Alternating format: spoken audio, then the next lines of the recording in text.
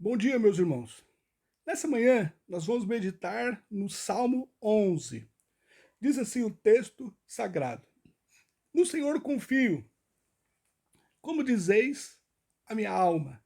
Fugi para a vossa montanha como pássaro, pois eis que os ímpios armam o arco, põe nas flechas na corda, para com elas atirarem às escuras, aos retos de coração. Se forem destruídos os fundamentos, que poderá fazer o justo? O Senhor está no seu santo templo. O trono do Senhor está nos céus. Os seus olhos estão atentos e as suas pálpebras provam os filhos dos homens. O Senhor prova o justo, porém ao ímpio e ao que ama a violência odeia sua alma. Sobre os ímpios fará chover laços, fogo, enxofre, vento e vento tempestuoso. Isso será a porção do seu copo, porque o Senhor é justo e ama a justiça. O seu rosto olha para os retos. Pai, no nome do Senhor Jesus Cristo, eu suplico que o Senhor me dê graça para que através desse texto eu possa levar a tua igreja a ser edificada, a compreender os teus desígnios, a compreender a tua palavra. Ó Pai querido, me capacita para doutrinar e para ensinar a tua igreja na tua verdade. Eu oro ao Senhor em nome de Jesus. Amém. Irmãos, esse salmo, ela tem aqui uma divisão muito nítida, onde vemos dos versos 1 até o 3, que Davi ele relata a sua angústia devido à perseguição sofrida por parte de Saul. A segunda parte, a segunda divisão que nós temos aqui, é do verso 4 até o verso 7, onde Davi se regozija do livramento que Deus lhe concedeu. E em resultado, então, desse seu livramento, ele enaltece a justiça divina que governa o mundo. Vamos aqui ao texto. O verso primeiro, ele começa dizendo: No Senhor confio. No contexto em que foi escrito esse salmo, Davi estava em constantes perseguições de Davi contra ele. Davi era constantemente perseguido, ameaçado de uma forma injusta. O rei Saul, usando então do seu poder enquanto rei, estava constantemente perseguindo Davi. E Davi mostra então que a sua confiança estava em Deus. Ele sendo perseguido e ele confia em Deus. Essa deve ser a forma então de nós vermos, trazendo então para o nosso dia a dia, perseguições que por vezes ocorrem dentro do nosso laço familiar, perseguições que ocorrem por vezes dentro da igreja, perseguições que ocorrem através de vizinhos mau caráter, que podem então estar te perseguindo, perseguição que por vezes ocorrem dentro do trabalho por um chefe inescrupuloso, enfim, qualquer tipo de perseguição, porventura venhamos estar sofrendo. Saiba de uma coisa, é no Senhor que temos que colocar a nossa confiança. Isaías, capítulo 50, verso 10 diz: Quer entre vós que tema o Senhor e ouça a voz do seu servo, quando andar em trevas e não tiver luz nenhuma, confie no nome do Senhor e firme-se sobre o seu Deus. Onde quer que seja o lugar que você esteja sofrendo essa perseguição. E talvez você não encontre nenhuma forma de escapar dela. Confie no Senhor. Confie porque Deus está com os olhos atentos. Ele tem ouvido as suas preces e é nele que você deve colocar a sua confiança. Semelhante que Davi, ele começa aqui dizendo. Ele continua no verso 1. Como dizeis a minha alma, fugi para a vossa montanha como pássaro. É, Davi aqui ele expressa o que os seus inimigos estavam dizendo dele. Como dizeis a minha alma. Era isso que os ímpios, que aquelas pessoas que estavam perseguindo ele, estavam falando a Davi. Então, por isso que ele expressa, como dizeis a minha alma. Era o que os ímpios estavam dizendo para a alma dele. E o que os ímpios estavam dizendo? Ele estava dizendo assim, olha o final do verso primeiro. Fugir para a vossa montanha como pássaro. Era assim como que eles estivessem dizendo que Davi ele deveria fugir, Davi ele deveria estar indo para qualquer lugar. O fato aqui deles não mencionarem o nome dessa montanha, era esse o propósito. Vá para qualquer lugar, saia daqui. Menos aqui você deve estar. Fuja, fuja para qualquer outro lugar. Menos fique aqui. Por vários lugares que Davi andava, ele não conseguia refúgio, ele não conseguia ajuda por parte dos homens. Não havia ninguém que auxiliasse a ele. Assim, ele faz um desabafo, mostrando que, não obstante ninguém o auxiliar, era em Deus que ele confiava. Ele andava de lugar sozinho, sem conforto por parte de alguém que o auxiliasse. Mas não obstante a isso, ele coloca a sua confiança em Deus. O verso 2 diz: Pois eis que os ímpios armam o arco, põem as flechas na corda, para com elas atirarem às escuras aos retos de coração. Três coisas devemos observar aqui nesse verso, no verso 2. A primeira, quem são essas pessoas que estão praticando essas ações? O verso 2 ele diz: Pois eis que os ímpios. Então são os ímpios que estavam realmente afligindo a Davi. A segunda verdade que esse texto nos mostra é o que eles estão fazendo. Olha aqui o verso 2. Armam o arco, põem as flechas na corda, para com elas atirarem às escuras. As escuras seria de forma traiçoeira, escondido para que ninguém veja. Esta é a forma dos ímpios se levantarem como contra os justos, às escondidas, às escuras, de uma forma traiçoeira, para que ninguém possa vê-los. Esse texto também mostra uma terceira verdade. Contra quem essas pessoas estão praticando essas ações, estão afligindo? A quem eles estão afligindo? O verso 2 ele continua: aos retos de coração. Olha aqui, nós devemos aprender que o fato de você ser uma pessoa consagrada, isso não te isenta de pessoas ímpias se levantar contra você. Isso tanto em relação aos inimigos declarados, como em relação àqueles que se dizem amigos. O fato de você ser uma pessoa que se consagra, que busca a Deus, que anda em retidão, que faz a justiça, isso não te impede de pessoas maldosas, pessoas duras de coração, se levantar contra você. Mateus 26, verso 23 diz: E ele respondendo disse: O que põe comigo a mão no prato, esse me há de trair. Isso é Jesus, então ele dizendo acerca de Judas, que era um companheiro dele, e mesmo assim ele o traiu. Comia com ele no mesmo prato, e mesmo assim o traiu. O verso 3 ele continua: Se forem destruídos os fundamentos, quem poderá fazer o justo? Assim como os retos de coração, do verso 2, que são injustiçados pelos ímpios, Davi reitera que os justos nada podem fazer quando os fundamentos, as bases são destruídas. Talvez ele estava se referindo que os acordos que ele havia feito com Saul foram muitas vezes violados. As regras não eram cumpridas, as promessas não tinham validade. Por mais que você seja reto, nós não podemos esperar que pessoas ímpias eles cumpram a sua palavra. Se forem destruídos os fundamentos, que poderá fazer o justo? Romanos, capítulo 1, do 18 ao 32 diz: Porque do céu se manifesta a ira de Deus sobre toda a impiedade e injustiça dos homens, que ele tem a verdade e injustiça. Porquanto o que de Deus se pode conhecer nele se manifesta, porque Deus lhe manifestou. Porque as suas coisas invisíveis, desde a criação do mundo, tanto o seu eterno poder como a sua divindade se entende, e claramente se veem pelas coisas que estão criadas, para que eles fiquem inexcusáveis.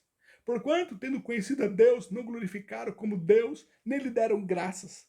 Antes, em seus discursos, se desvaneceram, e o seu coração insensato se obscureceu. Dizendo-se sábios, tornaram-se loucos, e mudaram a glória do Deus incorruptível em semelhança da imagem de homem corruptível, e de aves, e de quadrúpedes, e de répteis. Por isso também Deus os entregou às concupiscências de seus corações, a imundícia, para desonrarem seus corpos entre si, pois mudaram a verdade de Deus em mentira e honraram e serviram mais a criatura do que o Criador, que é bendito eternamente. Amém. Por isso Deus abandonou as paixões infames, porque até as suas mulheres mudaram o uso natural, no contrário à natureza. E semelhantemente, também os homens, deixando o uso natural da mulher, se inflamaram em sua sensualidade uns para com os outros, homens com homens, cometendo torpeza e recebendo em si mesmos a recompensa que convinha ao seu erro. E como eles não se importaram de ter conhecimento de Deus, assim Deus entregou a um sentimento perverso para fazerem coisas que não convêm, estando cheios de maldade, estando cheios de toda iniquidade, prostituição, malícia, avareza, maldade, cheios de inveja, homicídio, contenda, engano, malignidade, sendo murmuradores, detratores, aborrecedores de Deus, injuriadores, soberbos, presunçosos, inventores de males, desobedientes aos pais e às mães, nécios, infiéis nos contratos, sem afeição natural, irreconciliáveis, sem misericórdia, os quais, conhecendo a justiça de Deus, que são dignos de morte os que tais coisas praticam, não somente as fazem, mas também consente aos que as fazem. É essa realidade que nós vemos aqui no verso 3. Se forem destruídos os fundamentos, que poderá fazer o justo? Se forem destruídos a base moral da sociedade, da integridade, do caráter, da verdade, da justiça, o que poderá fazer o justo? Se a moral ela é cada vez mais invertida nos seus valores, o que poderá fazer o justo? Aqui em Romanos, o texto que nós acabamos de ler, o capítulo 1, do 18 ao 32, Paulo ele mostra de uma forma muito clara a realidade, então, desses que estão destruindo os fundamentos, a base moral da sociedade. E diante disso, o que pode ser feito pelo justo? Essa é a pergunta de Davi. O verso 4, ele continua. O Senhor está no seu santo templo. O trono do Senhor está nos céus. Davi faz aqui um contraste entre o céu e a terra. Se no mundo a injustiça impera, aqui do verso 1 ao verso 3, devemos colocar os nossos olhos nos céus, onde Deus se assenta no seu trono e governa todas as coisas pela palavra do seu poder. Hebreus capítulo 1, verso 3 diz: o qual, sendo resplendor da sua glória, expressa a imagem da sua pessoa, e sustentando todas as coisas pela palavra do seu poder, havendo feito por si mesmo a purificação dos nossos pecados, assentou-se à destra da majestade nas alturas. Se no mundo a injustiça impera, como nós vimos no verso 1, verso 3, devemos colocar os nossos olhos nos céus, onde Deus está sentado no seu trono e governa todas as coisas pela palavra do seu poder. Salmo 121, do 1 ao 8 diz: levantei os meus olhos para os montes, de onde vem o meu socorro? O meu socorro vem do Senhor, que fez os céus e a terra. Não deixará vacilar o meu pé, aquele que te guarda não tosquenejará. Eis que não tosquenejará, nem dormirá o guarda de Israel. O Senhor é quem te guarda, o Senhor é a tua sombra, a tua direita. O sol não te molestará de dia, nem a lua de noite. O Senhor te guardará de todo o mal, guardará tua alma. O Senhor guardará a tua entrada e a tua saída, desde agora e para sempre. É no Senhor, é em Deus que nós devemos estar confiando e colocando os nossos olhos.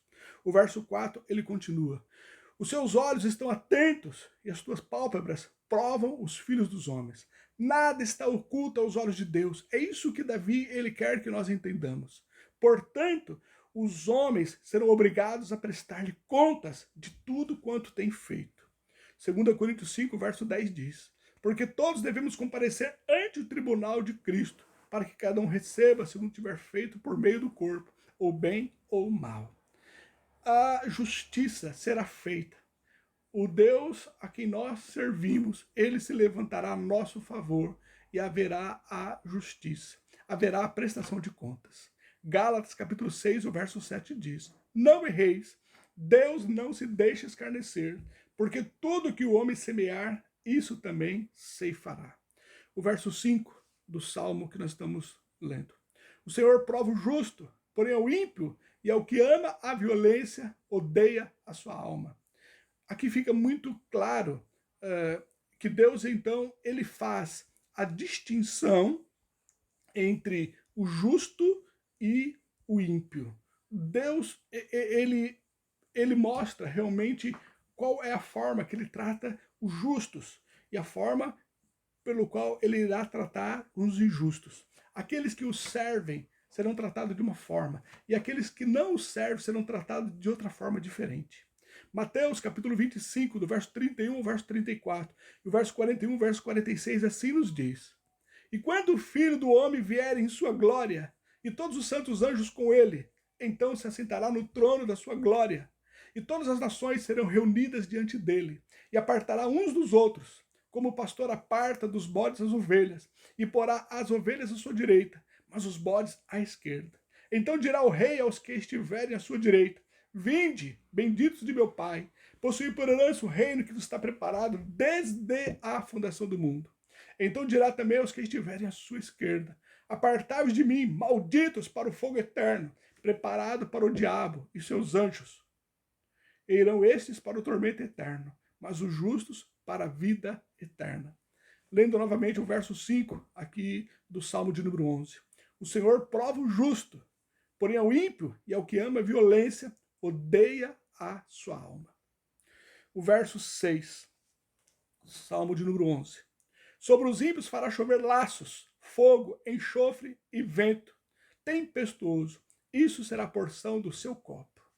Davi compara a ira de Deus sendo derramada sobre os ímpios com a chuva, mostrando que, assim como Deus controla a chuva e a manda como quer, na quantidade que quer e pelo tempo que quer, assim é o seu castigo sobre os ímpios. Olha como termina aqui o verso 6. Isso será a porção do seu copo. Conforme a cultura judaica, cabia ao chefe da família repartir aos membros a porção ou a mesada, né? Normalmente era o pai, né? O chefe da família que assim ele distribuía. Assim, Davi está mostrando, né? Isso será a porção do seu copo. Assim será Deus que vai distribuir a cada um a sua porção. Lendo novamente 2 Coríntios 5,10. Porque todos devemos comparecer ante o tribunal de Cristo, para que cada um receba segundo o que tiver feito por meio do corpo, ou bem ou mal. Haverá a retribuição. O verso 7, terminando aqui o Salmo de número 11. Porque o Senhor é justo e ama a justiça. O seu rosto olha para os retos. O sentido aqui é que Deus tem um cuidado especial sobre os íntegros e sinceros e nunca desvia dele os seus olhos. É isso que nos faz servirmos a Deus com alegria, com satisfação, sabendo que, diferente dos ímpios que irão receber o castigo eterno em virtude dos seus pecados, de não olharem para Cristo e de não aceitarem a misericórdia dele, a graça dele, a graça de Deus revelada em Jesus, nós fomos alcançados pela benevolência, pela misericórdia de Deus, nossos olhos foram abertos. E o verso 7 ele diz: porque o Senhor é justo, ama a justiça, o seu rosto olha para os retos. Deus ele tem um cuidado especial sobre os íntegros, os sinceros. E Deus ele nunca desvia os olhos dele sobre aqueles que o servem. Hebreus capítulo 13, verso 5 diz: Sejam os vossos costumes sem avareza, contentando-vos com o que tendes, porque ele disse: Não te deixarei, nem te desampararei. Mateus 28, verso 20 diz: Ensinando-os a guardar todas as coisas que eu vos tenho mandado. E eis que eu estou convosco todos os dias, até a consumação dos séculos. Amém. Deus não nos deixará. Deus não irá nos desamparar. Deus estará conosco todos os dias até a consumação do século. Como nós iniciamos o Salmo, mostrando que as aflições vão recair sobre nós, não obstante a nossa justiça e santidade. Mas, não obstante essas aflições, saiba que Deus, ele está conosco. Deus está ouvindo as nossas preces. Deus, ele atenta para as nossas orações. É isso que nos faz continuarmos firmes no Senhor e confiando nele pelo que ele é, pela sua bondade, nos dando condições de atravessarmos as nossas tribulações. Bendito o nome do Senhor que sempre estará conosco, nos protegendo. Vamos orar. Obrigado, ó Senhor, pela tua bondade revelada, pelo teu amor manifesto, por reconhecermos, ó Pai querido, que o Senhor, ó Pai querido, está conosco, a nos proteger, a nos guardar. Não obstante as aflições que iremos sofrer, o Senhor, ó Pai, que estará nos protegendo. O Senhor estará ouvindo, ó Pai, as nossas preces. O Senhor, ó Pai, que estará conosco. Obrigado, ó Pai querido, por sabermos que a tua graça nos basta e o teu poder se aperfeiçoa em nossa fraqueza. Obrigado por sabermos, ó Pai querido, que não estamos só nessa nossa jornada, nesse mundo, ó Pai querido, que tirou os fundamentos da base da moral, da integridade. Não obstante, ó Pai querido, essa dificuldade que enfrentamos em lugares diversos, o Senhor, ó Pai, que Ele está conosco. Obrigado, ó Pai, pela tua presença nos renovando. Eu oro a Ti em nome de Jesus. Amém.